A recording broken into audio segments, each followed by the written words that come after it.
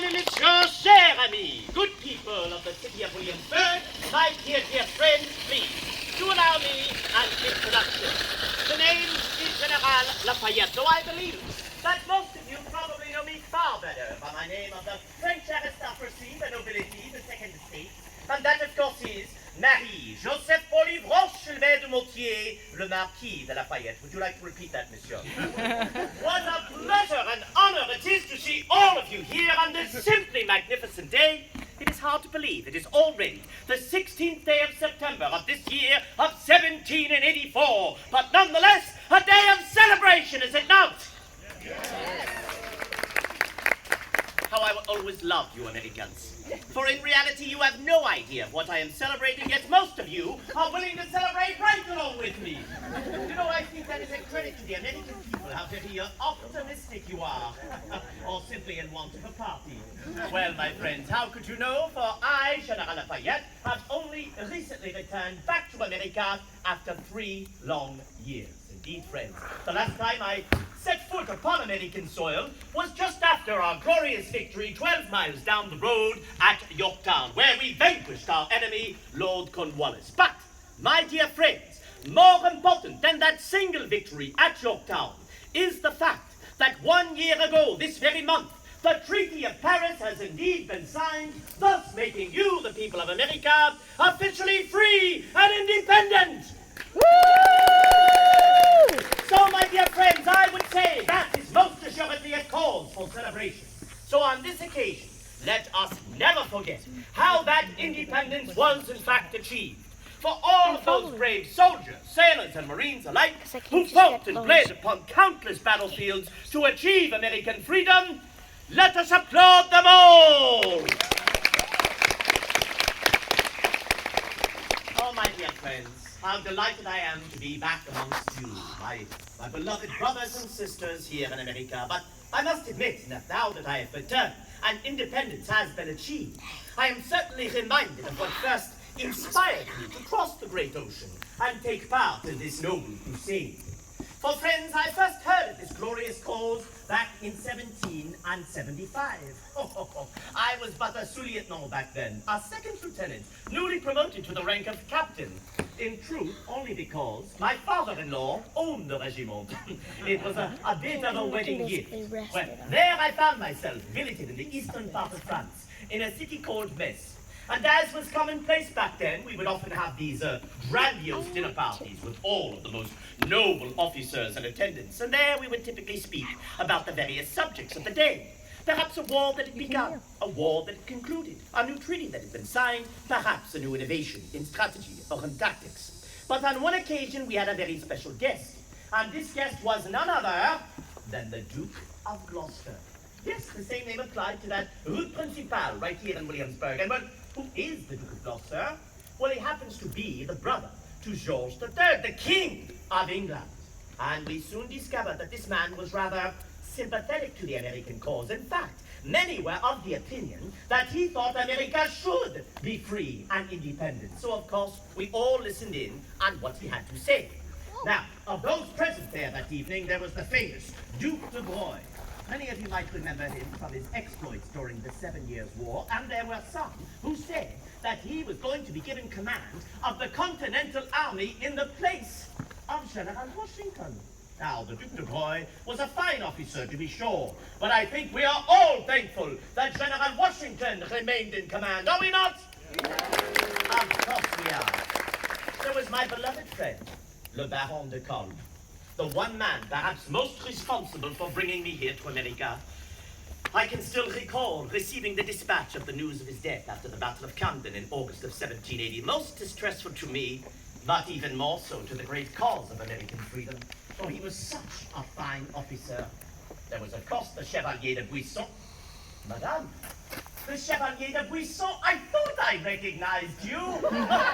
My dear friends, this is a rare coincidence. You realize that Madame danced a minuet with the Chevalier. It was at the last of the Queen's birthday parties, wasn't it? Oh, Madame, you are being quite modest. You are still the talk at Versailles. Oh, dear friends, she danced perhaps the most magnificent minuet I have ever seen dance before. Oh, do you recall the name, Madame? Oh, how could you forget? Oh, it was called Le Dauphin. Perfectly stepped, not one error. You must have worked with your dance master for weeks, if not months. And upon conclusion of this perfect minuet, what did the Queen say to you? C'est magnifique. It is magnificent. And you know very well the Queen never gives compliment to anyone but herself. Oh, Madame, if only I could find a few musicians here this morning, we could all see an example of that minuet. Would you like that, my friends? Yay! Oh, alas, who am I kidding, Madame? We won't find any musicians awake before noon. Oh, another time, Madame. But rest assured, you are still the talk at Versailles. Oh, forgive me, I have veered off the course of my story. Let me return. So, dear friends, that evening we spoke of many subjects. We spoke of the fighting at Lexington and at Concord, the Grand Congress in Philadelphia, and of course the great man himself, that of General Washington. So it was by the conclusion of this meeting that I told my brother officers that I was ready and willing to fight and, if need be, die for this cause. Now I know what you're all thinking. Why, Monsieur le Marquis? Why would you want to go and fight and perhaps die in another man's war? For France and England were not at war at that moment. Why would you want to risk yourself in such an endeavor? Well, I think you know the answer to that question. For this had been a war like none other in the history of man. Had it not? This was a war of great ideas, of the freedom, even the liberation of mankind. A war that had embraced the ideas of the great thinkers of what we often refer to as this enlightened age, or this age of reason. With men like Voltaire and Rousseau and Montesquieu. These were people who believed that a man, no matter what station in life they might be born, whether they be black or white, Catholic or Protestant, rich or poor, slave or free, should not make a difference, but simply by the way in which that person would carry themselves and prove themselves in this world. My dear friends, after these many years of war, are you still in agreement with these great ideas? Well, I am pleased to hear it, for as am I, and as I shall continue to be until my dying day. So that evening I rose up from my chair, I drew my sword, I came towards my host, the Duc de Broglie, and I told him I was ready to put my colors to this great and noble cause. But you know what he said to me? Sit down, Monsieur le Marquis. I believe you've had a bit too much wine this evening. But friends, of course, it was not the wine. It was my enthusiasm for this great cause. So what could I do? Well, I thought about it for some days, and then I said to myself, alas, I shall go to Versailles. I shall present myself at court in front of the King and Queen of France and ask them if I might have permission to go. So off I go to Versailles, presenting myself at court, asking the King and Queen if I can take part in this noble crusade. And what do they say to me? No. Give it a try, monsieur. You've got a 50-50 chance. You have chosen wisely. Now everyone must say no to the Marquis at least once. The King says, oh, je regrette, Monsieur le Marquis. Ce n'est pas possible. C'est à mon frère, la France et l'Angleterre ne sont pas en guerre. Je ne souhaite pas que vous en commenciez une. I'm sorry, Monsieur le Marquis, it is just not possible. For it is indeed a rare time in French history when France and England are not actually at war. And I do not wish for you to start yet another war with that horrible nation of merchants, as we used to refer to England back then. Well, my dear friends, that should have been the end of it. For when the King and Queen of France say you cannot do something, of course, you cannot. But I did the unthinkable. I disobeyed them. I left my regiment. I went to the western part of France, and there at the port city of Bordeaux, I purchased a ship fittingly called La Victoire, the victory. For that is what I was in search of, victory in this great and noble endeavor. Well, of course, the King and Queen soon found out that I, the Marquis de Lafayette, had disobeyed them, and, well, do you think they were pleased with this? Au contraire, quite displeased. In fact, so much so, they sent out soldiers to try and apprehend me. For if I was to be apprehended, of course I was to return back to my regiment at Metz, or worse, to my father-in-law at Marseille.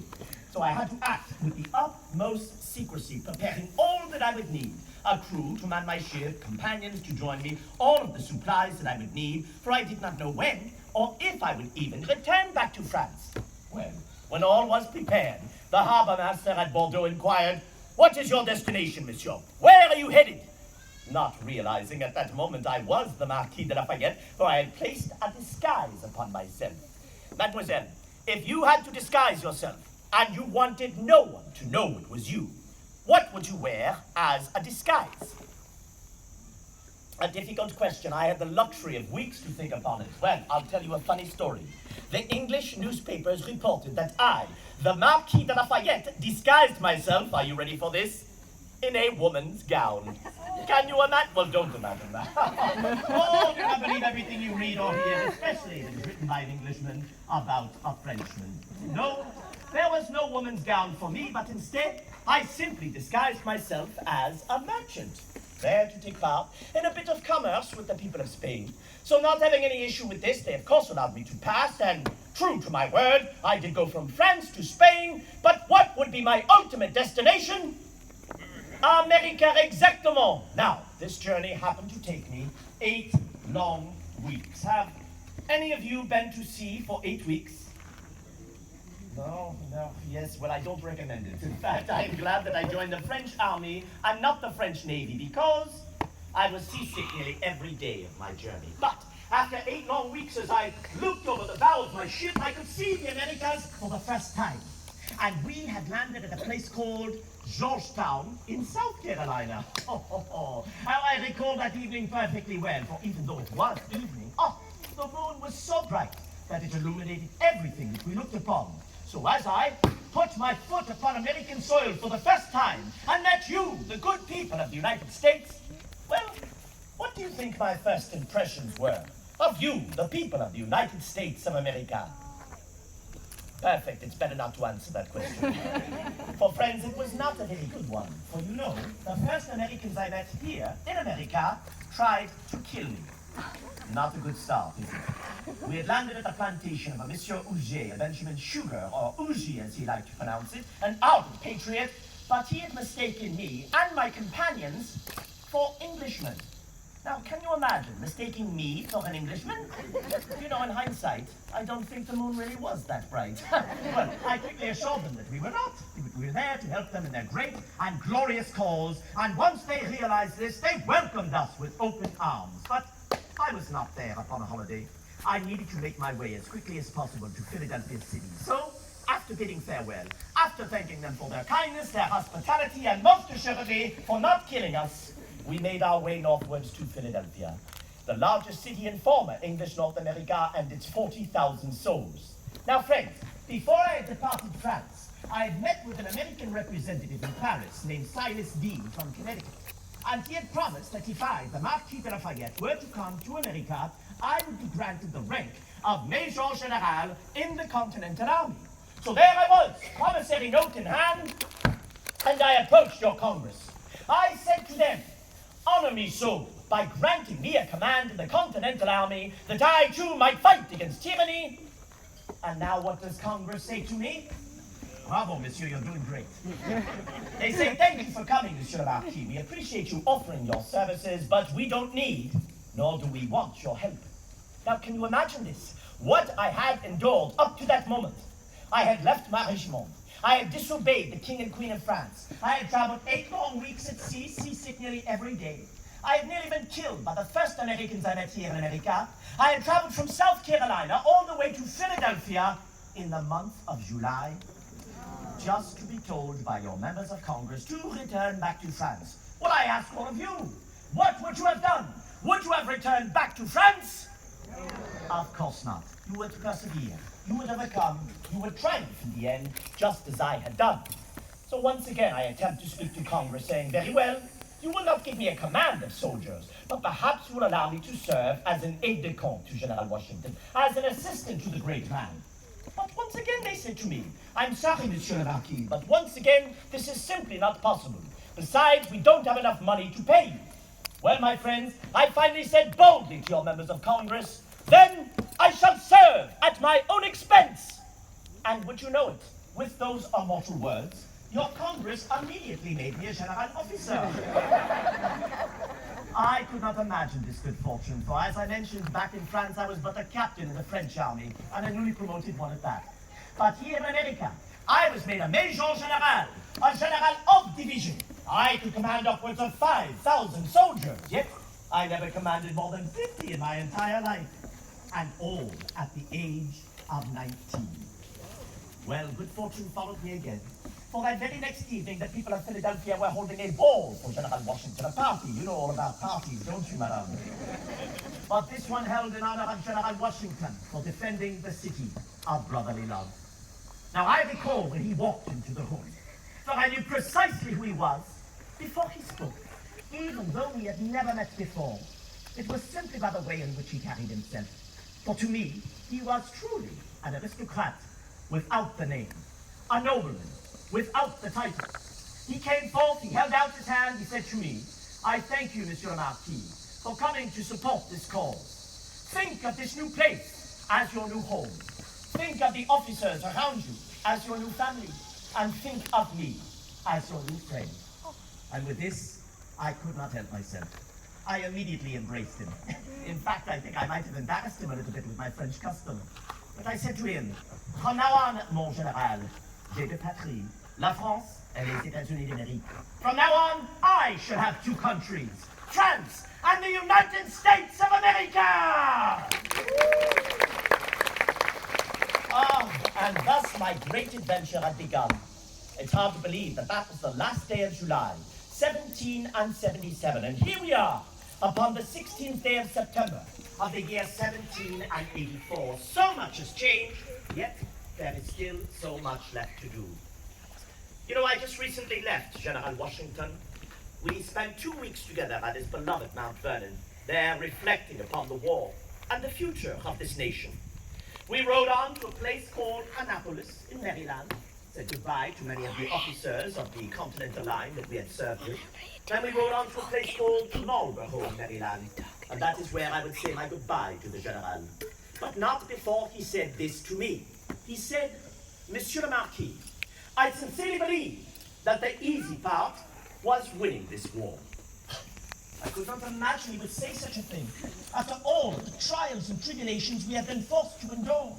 But he explained himself a bit further by saying, I do believe that the much more difficult part will be for these 13 former colonies that have now formed 13 United States, well, getting along with one another, surviving into the future. Well, my dear friends, I believe that this nation shall survive far into the future.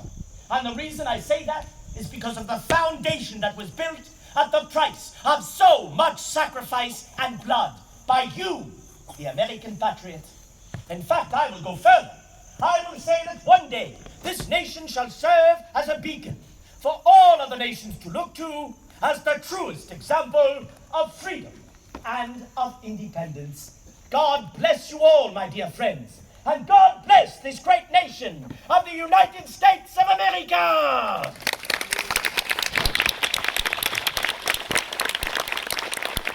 I thank you, my dear friends, and I thank you for taking the time out of your morning to listen to my story. Indeed, I am a firm believer that all of the answers to the future can be found in the past. And by you supporting this magnificent institution of Colonial Williamsburg, you enable us to continue to tell those stories of the past, that God willing, we will make better citizens of the future. So my dear friends, I have abridged this performance here this morning in the hope that you would all like to witness the naturalization ceremony that is going to take place at 11 of the clock. So please enjoy your day. I shall be out and about on horseback this afternoon. I hope that we will encounter one another once again, where we might continue the conversation of this glorious subject of history. Thank you for coming, my dear friends, and please enjoy your visit here to Williamsburg.